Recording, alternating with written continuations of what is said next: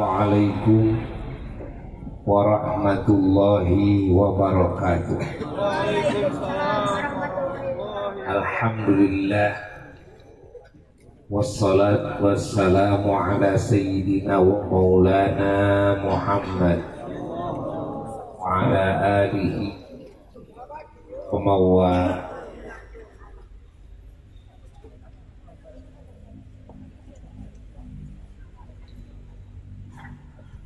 Wala haula wala quwwata illa billah, amma ba'du.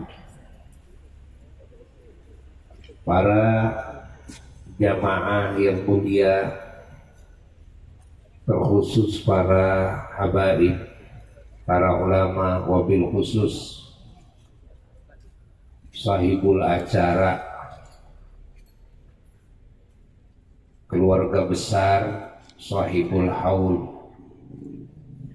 yakni almarhum al-maghfurlah Al-Habib Abdullah bin Muhammad Al-Attas, rahmatullah alaih rahmatan wasi'ah tammah, wa radiya anhu wa ardah, yang diantaranya putra-putra beliau yang hadir barusan, Al-Habib Hussein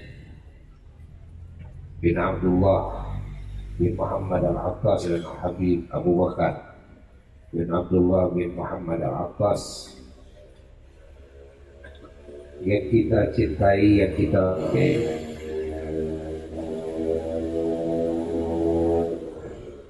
alhamdulillah, saat ini kita dikumpulkan oleh Allah dalam majlis yang agung,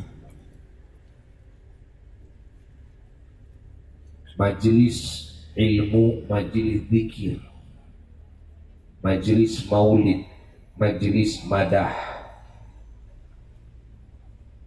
yakni memuji Allah, memuji Rasulullah sallallahu alaihi wasallam, majelis doa dan majelis tawassul dengan keagungan baginda Kangjeng Nabi Muhammad sallallahu alaihi wasallam, majelis cinta dan majelis ta'zim kepada Allah dan Rasulnya sallallahu alaihi wasallam, dan kepada segala perkara yang dicintai, yang diagungkan oleh Allah dan Rasulnya sallallahu alaihi wasallam. Dan juga majlis ini majlis syukur, syukur kepada Allah atas segenap nikmatnya, atas segenap karunia-Nya, terkhusus diciptakannya Kangjeng Nabi Muhammad sallallahu alaihi wasallam dan diturunkannya dinul Islam, agama Islam, diturunkannya Al-Quran. Ini anugerah terbesar. Maka majelis maulid bagian daripada majelis syukur atas anugerah-anugerah tersebut. Dan majelis ini juga majelis silaturahmi, menyambungkan tali kasih sayang dan cinta kepada sesama umat Kangjeng Nabi Muhammad sallallahu alaihi wasallam, dan juga khususnya kepada para ulama dan para habaib. Maka kita wajib bersyukur kepada Allah atas dihadirkannya kita oleh Allah di majelis yang maknanya begitu luar biasa dan faidahnya juga luar biasa, karena faidahnya akan kita rasakan di dunia, terkhusus nanti di alam akhirat, dan akan kita rasakan pula di alam kubur kita dengan warna-warni nikmat yang Allah Ta'ala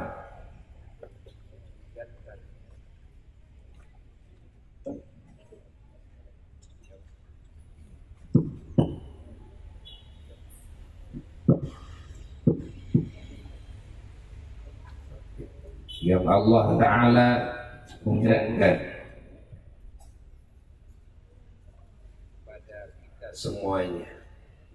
kepada kita semuanya yang Allah janjikan akan Allah maka seyogyanya kita semuanya bersyukur dan membesarkan harapan kita kepada Allah Jalla Jalaluhu Wahdah. Mudah-mudahan kita semuanya meraih segala anugerah-anugerah Allah yang Allah anugerahkan saat ini dan yang akan Allah anugerahkan setelahnya sampai nanti dikubur dan di akhirat kelak. Juga di majelis ini kita semuanya bersama-sama mengingat Allah dan mengingat Kangjeng Nabi Muhammad sallallahu alaihi wasallam dan menyebut-nyebut asma'nya, menyebut-nyebut juga keagungannya, kebaikan-kebaikannya, menyebut-nyebut kesempurnaannya, kemahasuciannya Allah, dan menyebut-nyebut keterpujian, keunggulan Kangjeng Nabi Muhammad sallallahu alaihi wasallam dalam segala sisi kebaikannya, dan segala sisinya adalah kebaikan.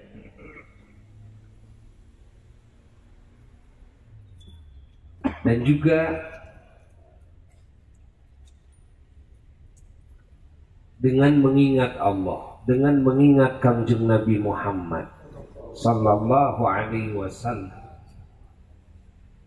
ditambah lagi dengan mengingat para kekasih Allah, para wali Allah, para ulama Allah, dan orang-orang saleh.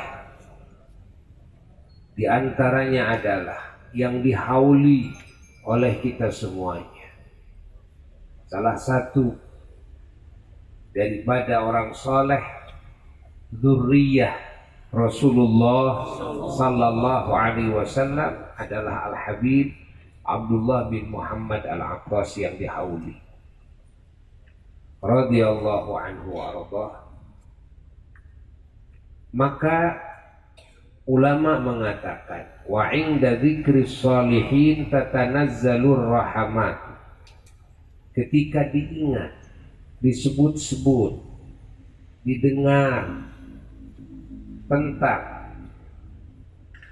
orang-orang saleh, apalagi para ulama, apalagi para aulia, apalagi para anbiya, para mursalin alaihimussalam, apalagi junjunannya semua orang-orang saleh, junjunannya semuanya para ulama, para wali-wali Allah, junjungannya semuanya para nabi dan para rasul Allah, bahkan junjungan seluruh ciptaan Allah, yakni Kangjeng Nabi Muhammad sallallahu alaihi wasallam, tatanazzalur rahmatu. Ulama mengatakan rahmat dari Allah, kasih sayangnya Allah hujankan kepada orang-orang yang mengingat, yang mendongeng-dongengkan, yang mendengar tentang dongengnya orang-orang saleh. Maka majelis maulid, majelis haulnya orang-orang saleh, majelis manakibnya orang-orang saleh, terutama para ulama, para aulia, para anbiya, para mursalin, khususnya Kangjeng Nabi Muhammad SAW, tidak diragukan lagi, ini adalah majelis yang menjadi faktor penyebab turunnya hujan rahmat dari Allah. turunnya hujan keberkahan dari Allah, turunnya hujan ampunan Allah, turunnya hujan warna-warni kebaikan-kebaikan dari Allah, baik di saat majelis itu ada, di saat mengingat, menyebut-nyebut, mendengarkan tentang dongeng-dongeng para kekasih Allah, juga setelahnya terus sampai di alam barzakh, sampai di akhirat kelak. Kasih sayang Allah terus Allah Ta'ala hujankan kepada mereka. Semoga kita mendapatkannya. Dan orang-orang soleh itu, para ulama, para syuhada, para wali-wali Allah, ke atasnya para nabi, para rasulnya Allah alaihimussalam, dan yang paling atas adalah Kangjeng Nabi Muhammad sallallahu alaihi wasallam, sangat perlu diingat, sangat perlu juga didongeng-dongeng, sangat perlu juga didengar dongeng-dongengnya. Apa di antara faidahnya? Di antara faidahnya yang barusan, yang pertama, Allah akan menghujankan rahmatnya kepada kita. Apalagi di antaranya, yang kedua di antaranya agar tertanam kecintaan kepada beliau-beliau para sholihin. Apa gunanya mencintai orang-orang soleh? Gunanya adalah agar kita oleh Allah dikumpulkan kelak dengan beliau-beliau. Amin. Kenapa? Karena Rasulullah Sallallahu Alaihi Wasallam sudah memberikan isyarat kepada kita, menyatakan beliau dengan jelas, yuhsyarul mar'u ma'aman ahabba, dikumpulkannya manusia beserta siapa yang ia cintai. Kalau cintanya kepada ahli Allah akan dikumpulkan dengan ahli Allah. Kalau cintanya kepada ahli dunia akan dikumpulkan kelak dengan ahli dunia. Kalau cintanya kepada ahli maksiat akan dikumpulkan dengan ahli maksiat kelak. Di mana tempatnya ahli maksiat itu kelak? Makanya hati-hati ya dalam menaruh cinta. Jangan sembarang kita menaruh cinta, karena dengan cinta kita kelak akan dikumpulkan dengan siapa yang kita cintai. Cintailah kekasih-kekasih Allah yang mana kelak di akhirat ditempatkan di tempat yang agung, dalam situasi kondisi yang penuh nikmat, penuh ridha dan cinta Allah. Maka kita kelak akan dikumpulkan di tempat itu juga bersama beliau-beliau.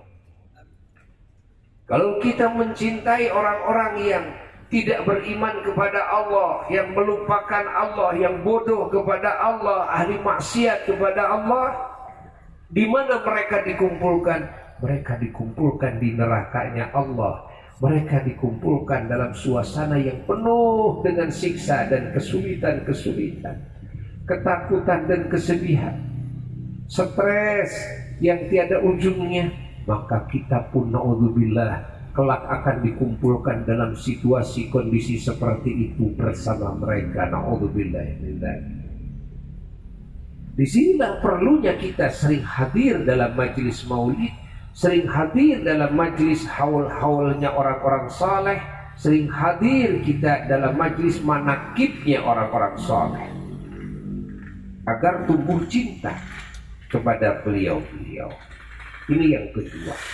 Yang ketiga, perlunya kita hadir dalam majelis-majelis seperti ini adalah agar kita mendapatkan syafaatnya beliau-beliau.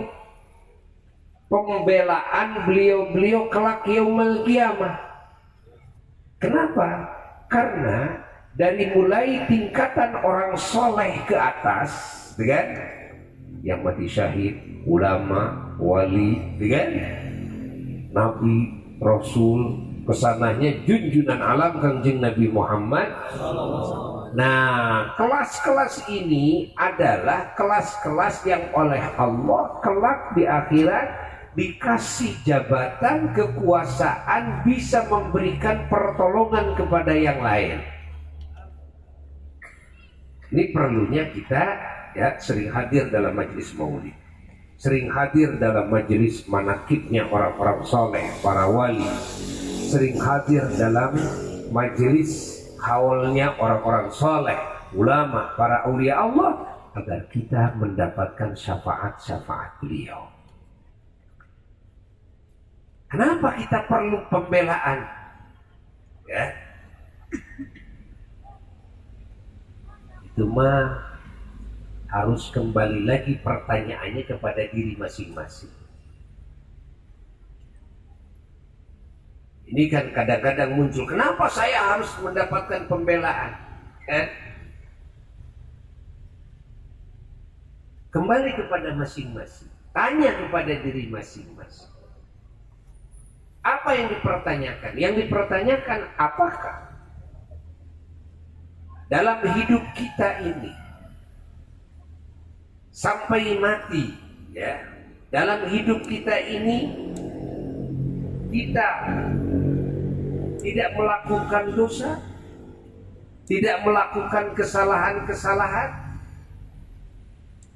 tidak melakukan kezaliman kepada sesama, yang dengan hal itu kita berhadapan dengan murka Allah, kita berhadapan dengan siksa Allah. Apakah dalam hidup kita ini sampai mati kita tidak mengabaikan kewajiban-kewajiban yang Allah wajibkan, yang hubungannya dengan Allah, yang hubungannya dengan sesama makhluk? Ataukah apakah dalam hidup kita sampai mati kita tidak pernah melakukan hal yang diharamkan oleh Allah, baik yang diharamkan itu dalam hubungan kita dengan Allah atau dalam hubungan dengan sesama makhluk Allah? Tanya diri kita. Kenapa bilang sampai mati? Karena kita tidak bisa mengukur saat ini. Saat ini kita soleh, saat ini kita melakukan kewajiban sempurna bahkan dengan sunnahnya, saat ini kita menjauhi yang haram bahkan menjauhi yang makruhnya. Apakah setelah saat ini kita menjamin diri kita seperti saat ini? Nah, pahami oleh kita semuanya. Kalau dalam diri seseorang di situ ada kekufuran, di situ ada kemusyrikan, di situ ada maksiat sekecil apapun, berarti orang tersebut berhadapan dengan siksa Allah. Nah, jika tidak diampuni oleh Allah, berarti akan berhadapan dengan siksa Allah pasti. Atau jika tidak ada yang memberikan syafaat kepadanya, pembelaan kepadanya, maka dia mau tidak mau berhadapan dengan siksa Allah. Siapa yang sanggup berhadapan dengan siksa Allah? Pahami oleh kita. Kalau tidak ada yang sanggup berhadapan dengan siksa Allah, bagaimana cara untuk menyelamatkan diri kita dari cengkraman, ancaman siksa Allah? Coba pahami oleh kita semuanya. Tinggal tobat saja, ya. Apakah kita dijamin bisa tobat sebelum kita mati? Apakah kita dijamin setelah sekarang tobat terus tidak akan berdosa lagi setelah bertobat? Ya tidak tahu, makanya ya pahami oleh kita semuanya. Kita tidak bisa menjamin keselamatan diri kita. Kalau ada yang berkata yang penting melakukan perintah Allah, menjauhi larangan Allah, apakah kita menjamin diri kita bisa seperti itu sampai mati? Jadi dikembalikan lagi pertanyaannya kepada kita. Kalaupun iya kita melakukan kewajiban dan menjauhi larangan sampai mati, apakah yang kita lakukan itu sudah yakin diterima oleh Allah ataukah tidak? Karena tidak semua amal soleh itu diterima. Paham? Untuk diterima amal soleh itu ternyata banyak syaratnya. Di samping iman harus terjaga, ketauhidan harus terjaga, lalu dengan ilmunya yang sahih, lalu dengan niat-niat yang ikhlas karena Allah, lalu dengan pengamalan yang sesuai dengan ilmunya, ya, lalu dengan terjaganya diri dari semua sifat-sifat hati yang tercela, dan terjaganya diri dari kedoliman-kedoliman kepada sesama. Karena apa? Karena walaupun kita sudah melakukan amal soleh dan amal soleh kita sudah diterima oleh Allah, lalu setelah itu kita melakukan kedoliman kepada sesama, ghibah, fitnah, dusta, suudzon dan sebagainya, maka amal soleh kita itu terancam pindah kepada gudang amal soleh orang yang kita zalimi.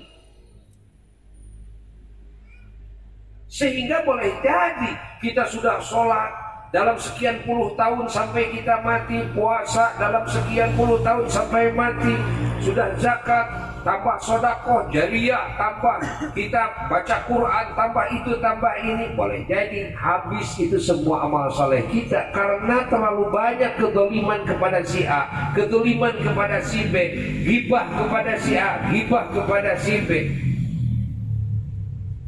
Apalagi hati-hati sekarang, setan iblis sedang menyebarluaskan virus-virus akhlak yang mencelakakan kita. Ya, hati-hati itu sekarang masuk ke FB, masuk ke medsos. Apa? Mereka membatalkan nasab Alawi, ya, sebagai dzurriyyah Rasulullah SAW dibatalkan oleh mereka. Bukan cuma membatalkan, tapi juga mereka bikin ghibah-ghibah, mereka bikin fitnah-fitnah yang luar biasa, menjelek-jelekan, disebar luaskan di sana di sini. Itu adalah setan iblis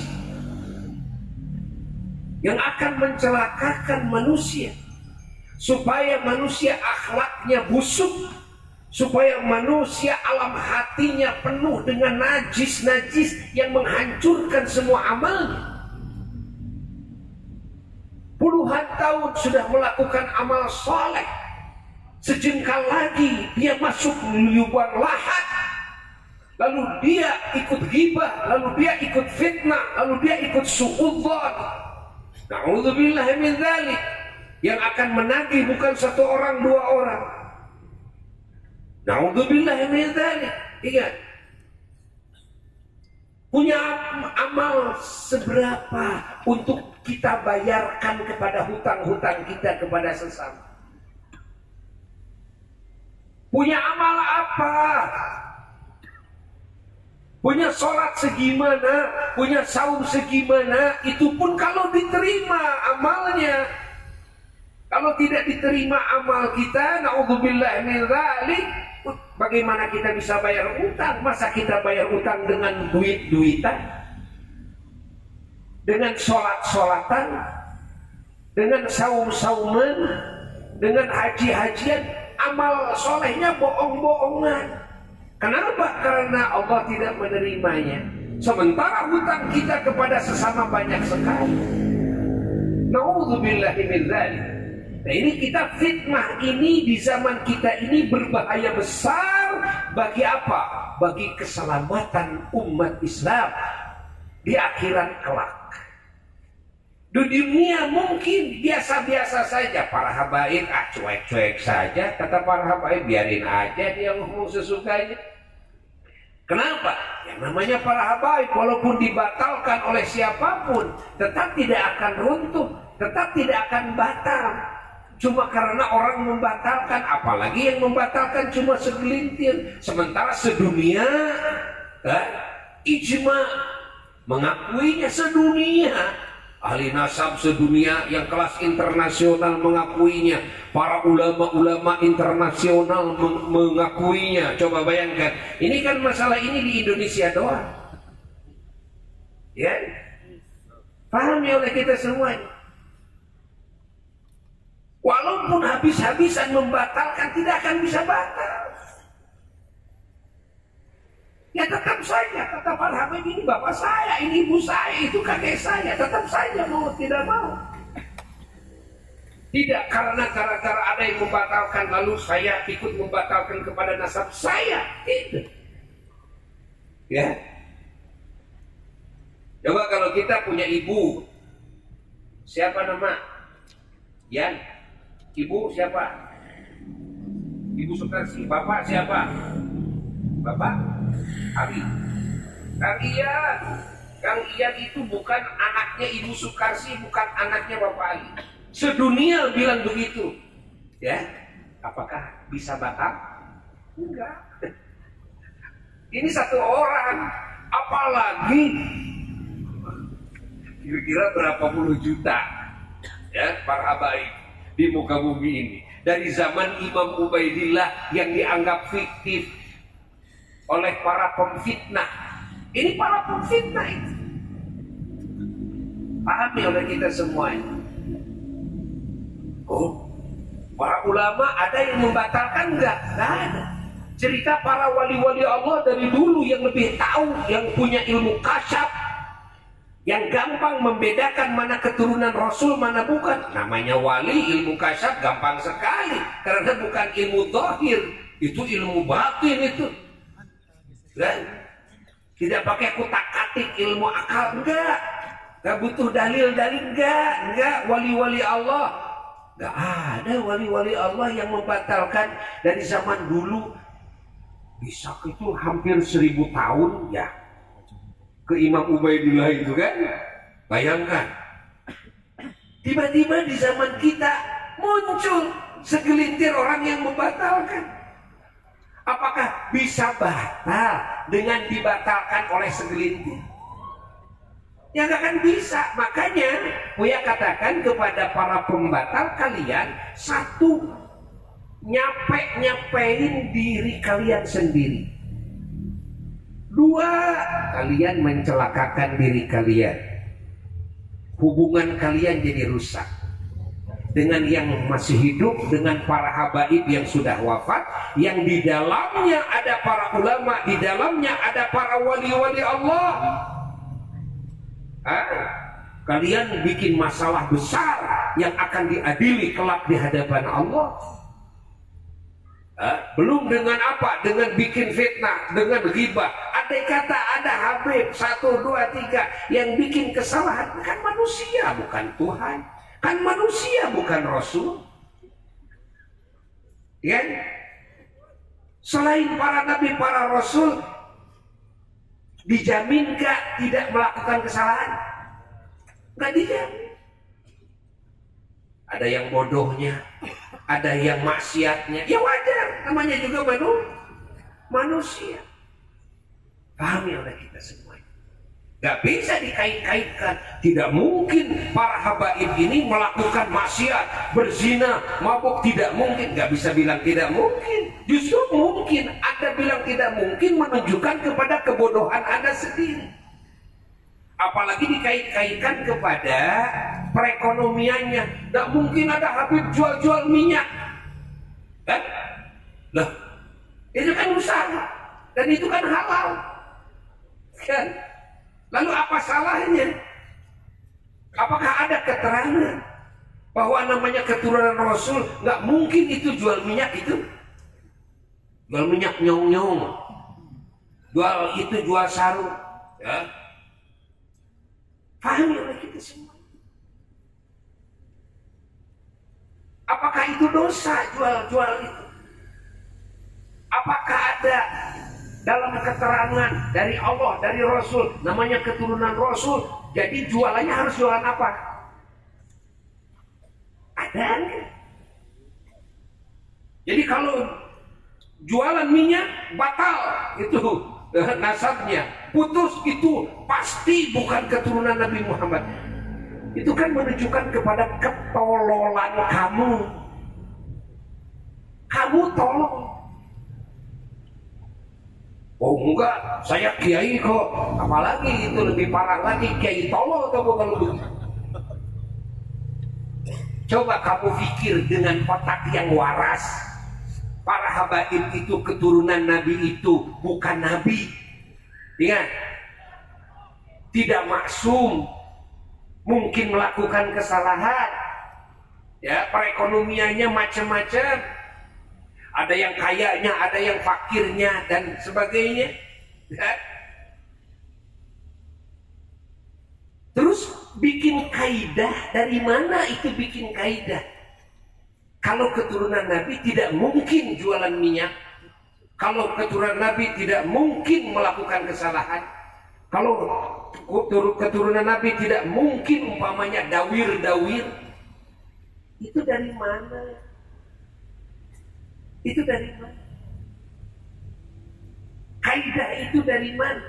Kalau kamu bikin kaidah seperti itu atas nama syarak, berarti kamu sudah mendustakan agama. Kalau tidak atas nama syarak, berarti menunjukkan kepada ketololanmu sendiri. Kalau kamu mengaku sebagai kiai tapi mengeluarkan statement seperti itu, berarti kamu kiai tolong. Tidak pantas kamu jadi kiai. Apalagi kalau nyebarin fitnah, nyebarin video-video ghibah, ya. Oh, ini memang betulan ini mah Habibnya melakukan ini. Ya kalau ghibah itu yang benar-benar salah. Kalau tidak benar-benar salah namanya fitnah. Ghibah itu sudah cukup dosa besarnya. Apalagi kalau fitnah lebih besar lagi dosanya. Kalau kamu beritahu satu orang saja, ya, dengan cara ghibah itu sudah cukup dosa buat kamu. Apalagi kalau kamu sebarkan lewat medsos, apalagi yang belum tentu, ya, belum tentu salahnya. Kapan diadilinya? Kapan diskusinya? Sehingga keputusan para ulama menurut syarak ini salah, pemikiran ini nggak pernah kok dilakukan seperti itu. Hanya ini menurut kajian pemahaman si A, menurut pemahaman si B. Dan ternyata kebanyakannya dari golongan Wahabi. Yang bukan Wahabi ikut-ikutan. Karomah wali disebut khurafat. Walaupun dia ucapan manusia ada khurafatnya, tapi tidak bisa disebut khawarik bila adat seluruhnya adalah khurafat.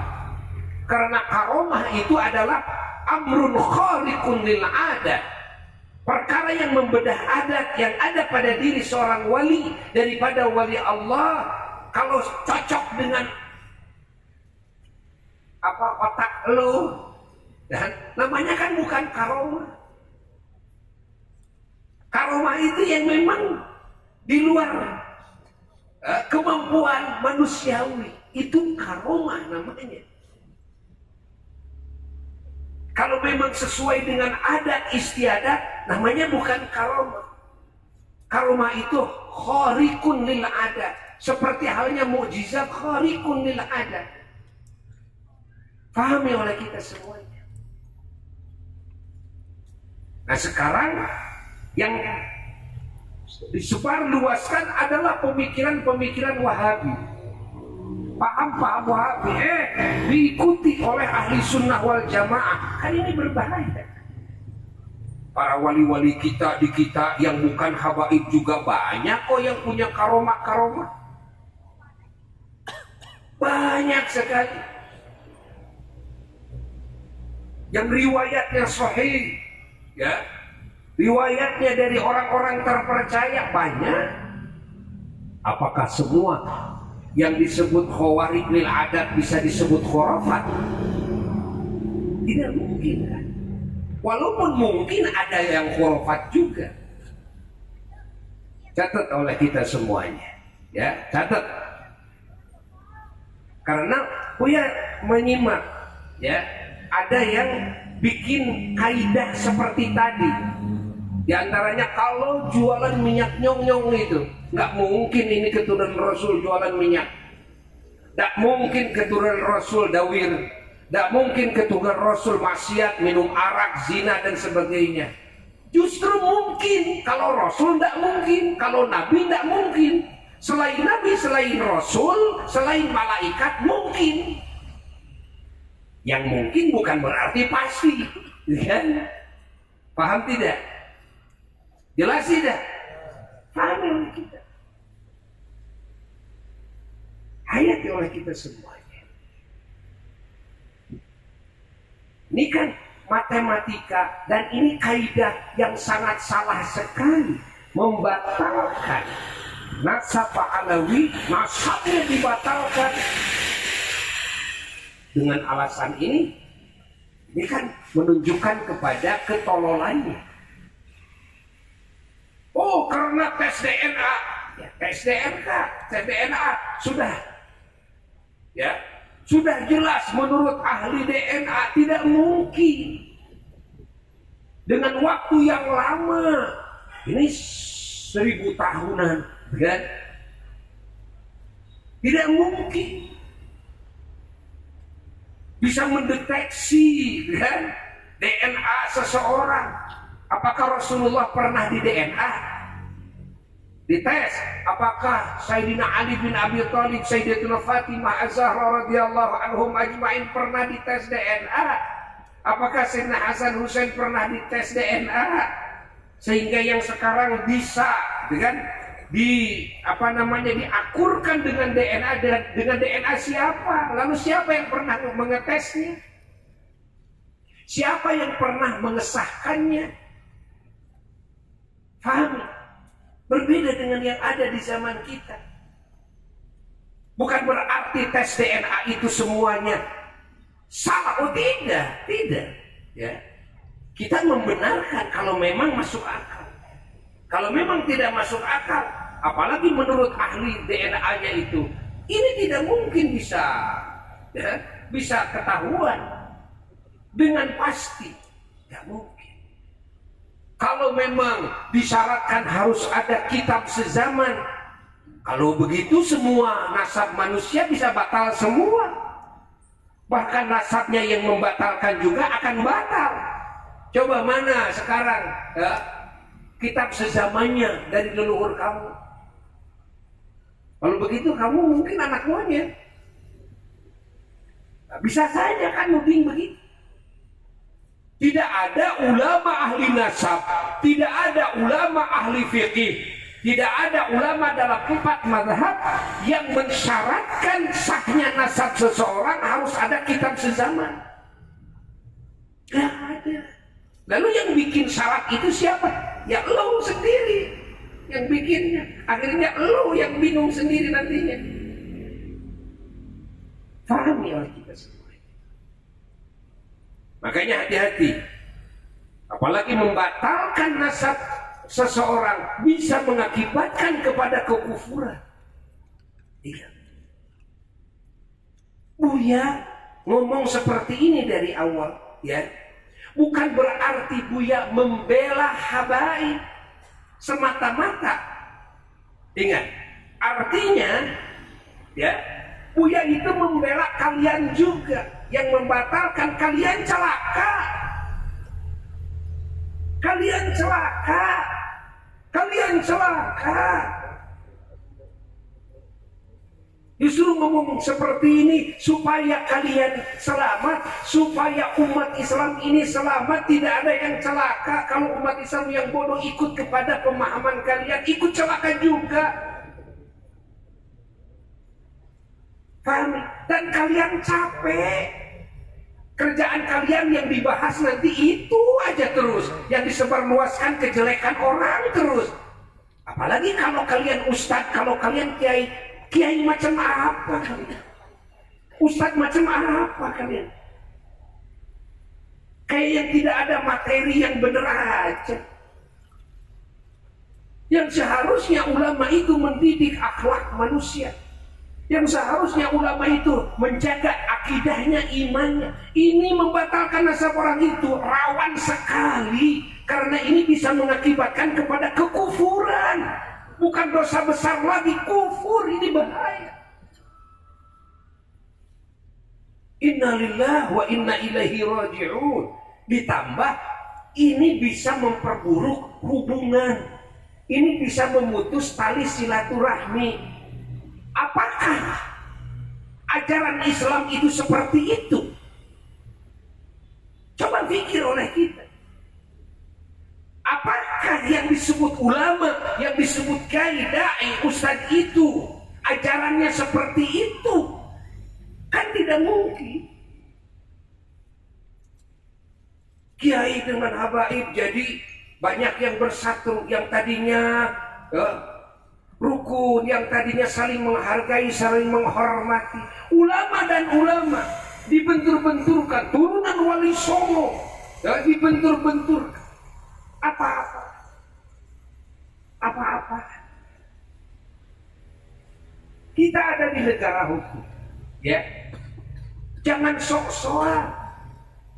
Tiga, kita ada di negara hukum. Dan kita adalah umat Islam yang punya aturan dari Allah, Quran dan Sunnah. Kembalikan kepada Quran dan Sunnah. Kembalikan kepada nas-nas syariat. Jangan lupa kepada nas syariat.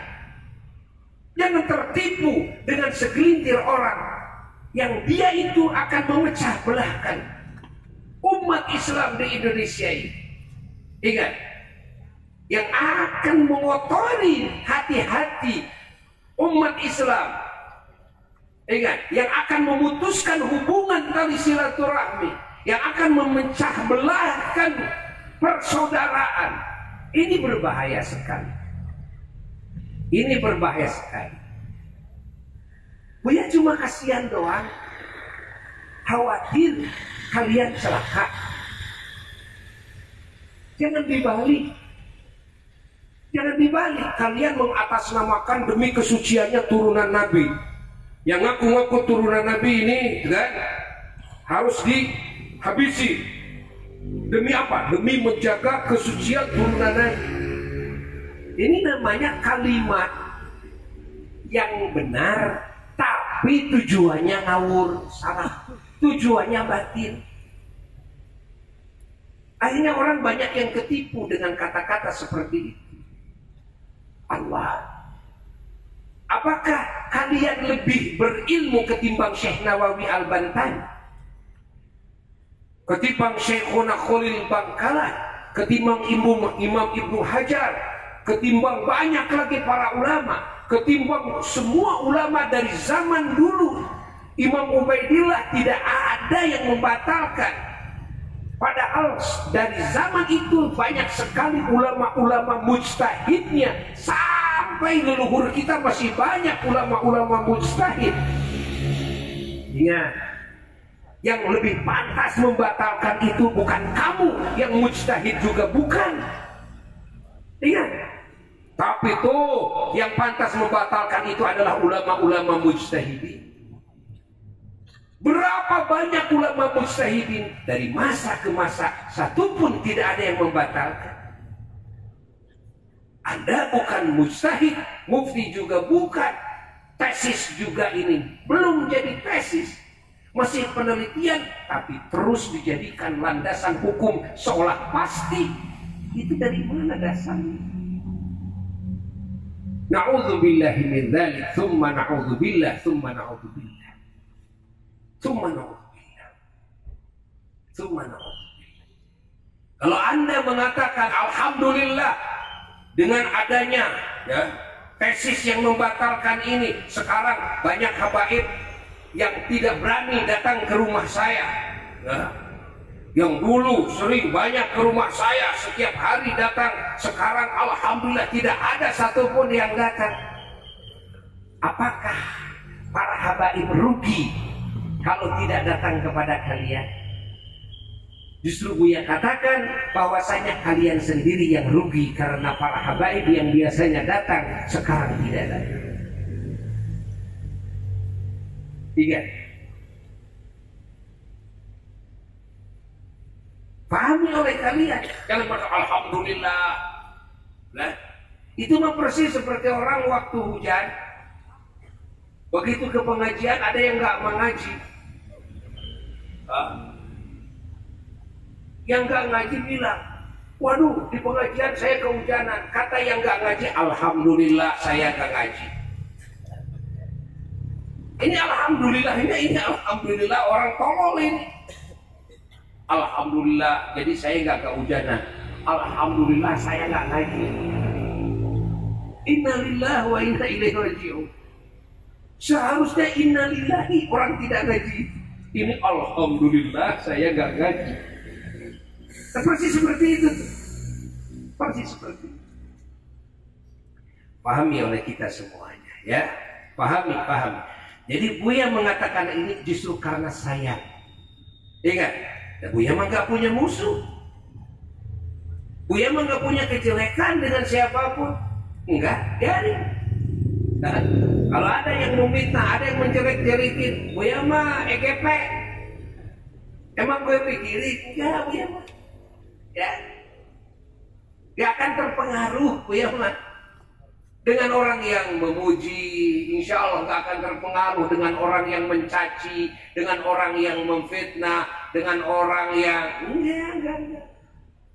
Ya. Paham?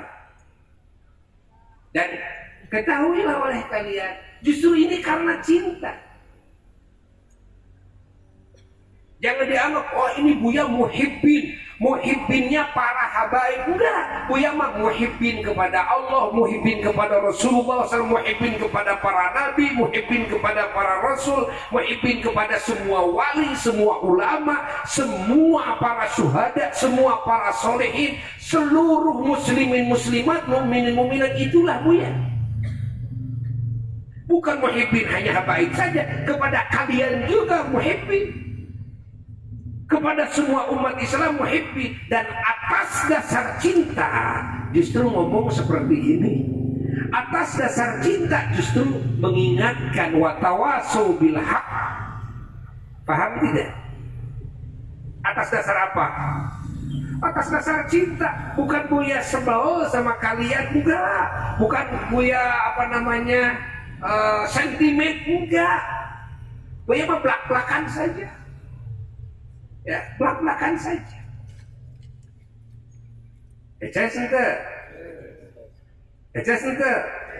Jadi bukan hanya habaib yang Buya bela, tapi umat Islam Buya bela. Kalian pun Buya bela.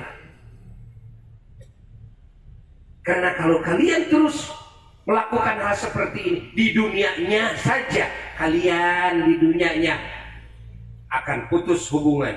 Kalian di dunianya, ingat, akan punya banyak musuh. Kalian di dunianya akan capek, akan rugi. Itu di dunia.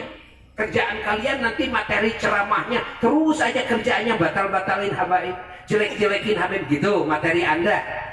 Hah? Begitu. Apakah seperti itu kiai? Seperti itu ustaz, dai, seperti itu? Innalillahi wa inna ilaihi raji'un. Innalillah. Di mana suri toladan yang seharusnya dimunculkan dalam diri setiap muslim? Di mana Islam yang seharusnya terlihat nampak kemuliaannya dalam kehidupan setiap muslim? Ucapannya, perbuatannya, niatnya, akhlaknya, pemikiran-pemikirannya, tulisan-tulisannya. Pahami oleh kita semua. Ya. Maka jangan terpengaruh. Jangan terpengaruh. Ingat, jangan terpengaruh dengan statement-statement itu, karena itu hal yang membahayakan. Terus kita jalin ukhuwah, terus kita bangun kecintaan, ta'zim kepada para ulama, kepada para habaib. Ingat, terus aja, ya, kita bersatu. Jangan digubris oleh kita orang-orang yang akan mencelakakan kita, ya. Jangan didengar, jangan didengar, jangan disimak, jangan dipercaya, jangan. Kita mah enjoy saja, menjalin ukhuwah, menjalin cinta, menjalin kasih sayang dengan semua umat baginda Kangjeng Nabi Muhammad. Ya, menjalin baik sangka, ya, menjalin berbagai kebaikan-kebaikan dengan sesama makhluk Allah Jalla Jalaluhu wahdah. Dan Buya berharap, ya, berharap agar para habaib terus juga menyatu dengan para ulama dan para ustaz. Dan para ustaz, para ulama juga agar terus menyatu dengan para habaib. Kalau ada acara-acara seperti ini, maulid, Isra Mi'raj dan sebagainya, hadirkan para habaibnya. Seperti kita juga menghadirkan para ulama-ulamanya. Ya, agar terlihat, jawablah. Ingat, jawablah mereka dengan wujud kasih sayang, dengan wujud saling mencintai di antara kita dengan para habaib, dengan para ulama. Jawab langsung dengan bukti. Jawab langsung. Indah sekali.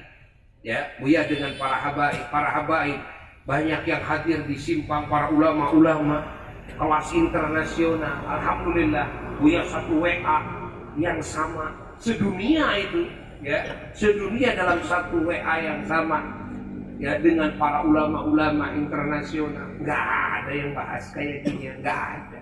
Itu bukan level ulama. Ingat, yang menjelek-jelekan, yang membatalkan itu levelnya level setan namanya. Level apa? Setan. Level setan, bukan level ulama. Muslim juga tidak pantas seperti itu, ya.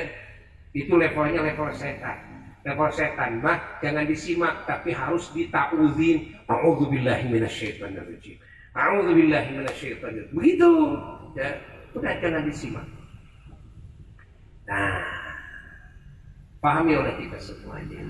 Mudah-mudahan kalimat ini manfaat, ya, khususnya bagi yang ngomongnya, umumnya bagi siapapun yang mendengarnya. Moga-moga umat Islam di dunia ini, terkhusus di Indonesia, menyatu semuanya dalam ikatan cinta dan kasih sayang, dalam ikatan iman dan Islam, sampai kita berkumpul di bawah bendera Kangjeng Nabi Muhammad sallallahu alaihi wasallam kelak yaumul kiamah. Semuanya semoga mendapatkan syafaat dari junjungan alam Rasulullah sallallahu, dari para nabi, dari para rasul alaihissalam, dari para wali, para ulama, para syuhada, para solihin radhiyallahu anhum ajma'in. Semoga dari majlis ini pahalanya dilimpahkan untuk sahibul haul Al-Habib Abdullah bin Muhammad Al-Attas. Semoga beliau semakin ditinggikan derajatnya dan keturunannya, semua zuriyahnya oleh Allah dijaga dari segala kejelekan, dari segala fitnah, musibah, dan semakin diberkahkan dalam segala suatunya, dilancarkan dalam segala urusannya, dan semua para habaib, para ulama dijaga oleh Allah Ta'ala dari segala fitnah, dari segala musibah, dan semakin ditinggikan derajatnya oleh Allah Ta'ala. Dakwahnya oleh Allah ditolong, dakwahnya oleh Allah dilancarkan, dakwahnya oleh Allah Ta'ala dikasih penguatan-penguatan dari Allah Jalla Jalaluhu wahdah. Dan semoga kita semua mendapatkan keberkahan dari sahibul haul ila ruhi Al-Habib Abdullah bin Muhammad Al-Attas radhiyallahu anhum ajma'in. Syuhdillahi lahumul Fatihah.